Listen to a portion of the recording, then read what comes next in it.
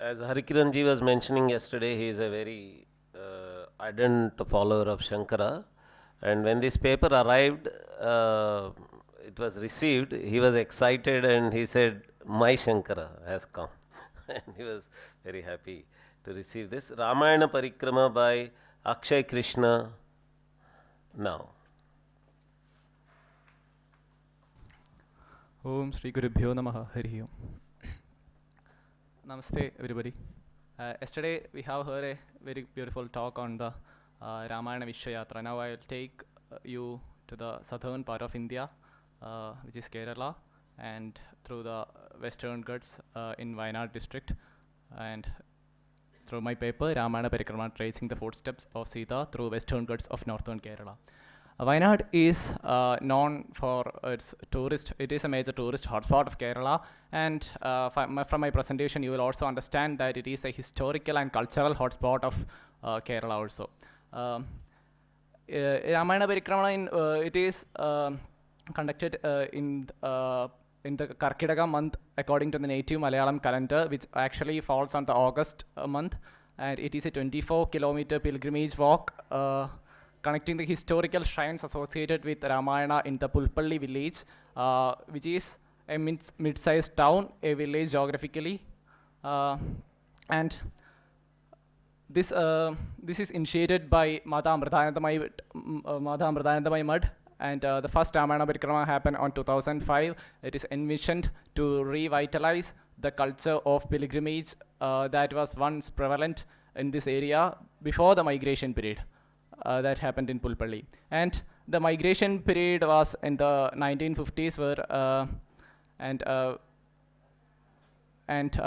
the yatra actually it is a circumambulation of the 8 Devi temples through 24-kilometer.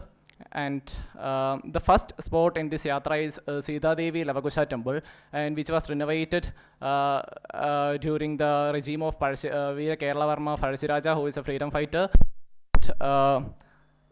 The temple festival is actually 18th to 23rd of the Dhanu month, and once when the Kerala during the time when the caste system, caste-based discrimination was prevalent, it was during this temple festival the people from all the caste joined together to perform their custom duties, like they all together conduct the temple festival, like or different castes have different duties to perform, and the temple pond of this temple is the largest in Wayanad, and a Vellatatara is beside this temple, which is the playground of Luv and Kush.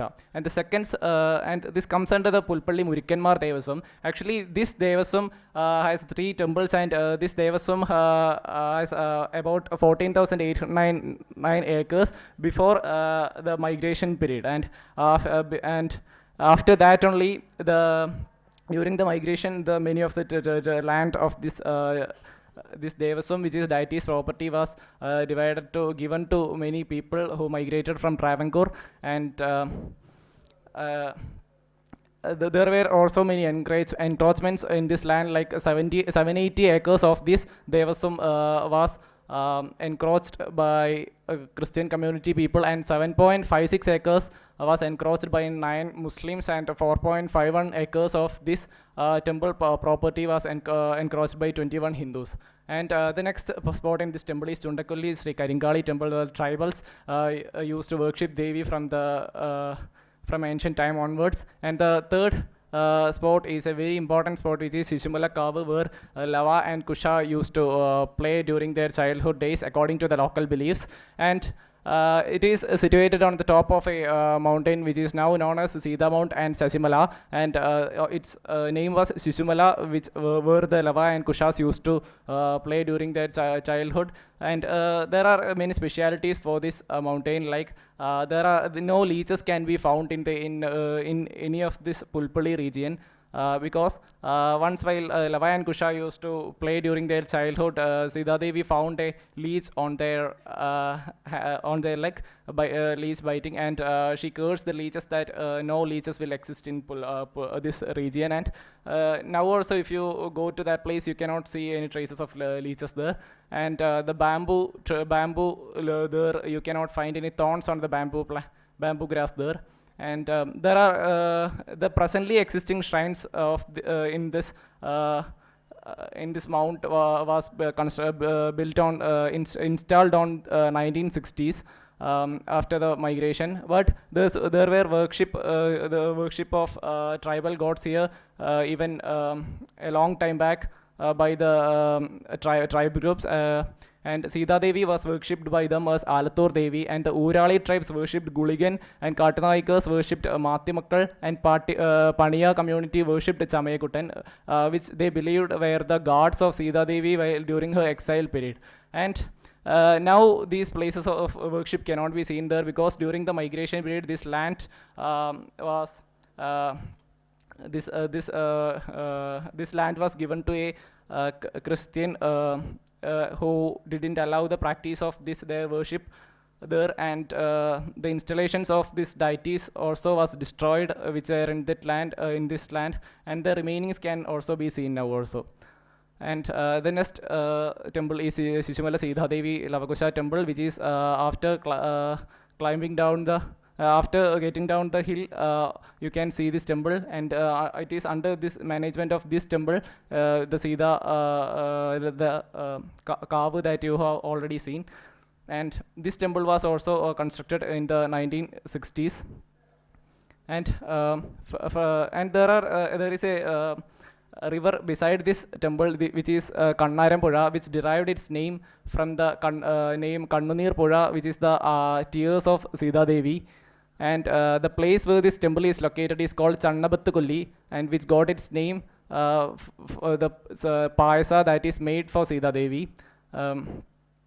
Actually, this is located in the border of Kerala, Karnataka, near to the Bandipur Tiger Reserve. And the next spot is Devargada Shiva Temple, and it is the Devargada in Kannada means the abode or field of Deva. And this temple was constructed after finding the remainings of the deities of Vishnu. And the 1960s, the installations of these Vishnu and Shiva was done in this temple.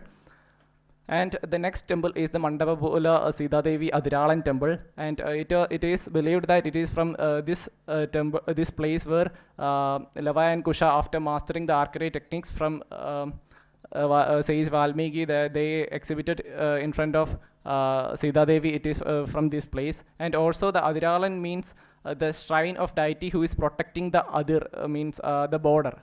And there is also a speciality for this. That is also a speciality. And the next is the Valmiki Ashram, which have a lot of specialities. Like in the Uttaramayana, we see that Sita Devi during her exile period was given homage by sage Valmiki, and the local natives of this place believe that it is from this place that Sita Devi gave birth to Luv and Kush, and in a bed made of Darba Pulle, and hence the name Pulpalli came for that place. And the temple, this festival of this place is during the seventh day after the Vishu. And even today this temple is taken care of by the tribal people, and they reconstruct the ashram there by thatching it with the darba grass. And it is also believed that beside to the temple there is a Munipar, and from there Valmiki wrote Ramayana. And the next is the Eriyapalli Sita Devi temple, and it is believed that Sita Devi came to this temple, came to a house beside this temple to and asked to the house owner that she and her children need bananas and milk, and but since there was completely poverty, the house owner told that they don't have any food, and they also don't recognize that it was Sita Devi. And then she asked him to go to the kitchen and see whether there is any food. Then when he went to the kitchen, he could find lot of banana and milk, and then he served that to Sita Devi. But during that day, he also see a dream that Lavakushas come into his dream and says that please construct a cow shed there, a buffalo shed there and also make some baskets for rice. And then he made all that, and the third day after that, what he could see was his house was filled with lot of buffaloes, and hence the place Erumapalli. Eruma means buffalo, and the place got its name Eriyapalli after that. Then this is the most important place. This is the last Devi temple and the most important place, Chadatinkavu, where it is believed that Rama, after coming to invite Sita Devi to Ayodhya, asked Sita Devi to perform a fire test to prove her purity for the sake of the citizens in the kingdom. And Sita Devi, after hearing this, called her mother Earth and disappeared into the earth. And the name Chadatinkavu got from the after that Sri Rama holds the hair of Sita Devi while she is disappearing into the earth, and Sri Rama could only get the hair, and Jada Yattakavu, that Jada got detached from Sita Devi, and hence the name came Chadatinkavu. And after the last temple to visit is Hanuman temple, and after this the procession concludes in the center of the town with all the thousands of devotees come from different parts of the country, and everybody chant the name of Rama, and the chanting of the Rama overtakes the sound of the drums. And I have personally participated in this 4 times, and you can only hear the name of Rama everywhere in the center of town. And concluding this, we have seen in many, I think in all the part of, not only in the country, in different parts of the globe, there exist many traditions, many art forms that reflects the Ramayana. And from this, what we could understand is that Ramayana happened not only in the Ayodhya and Lanka, but in the mind of millions of people.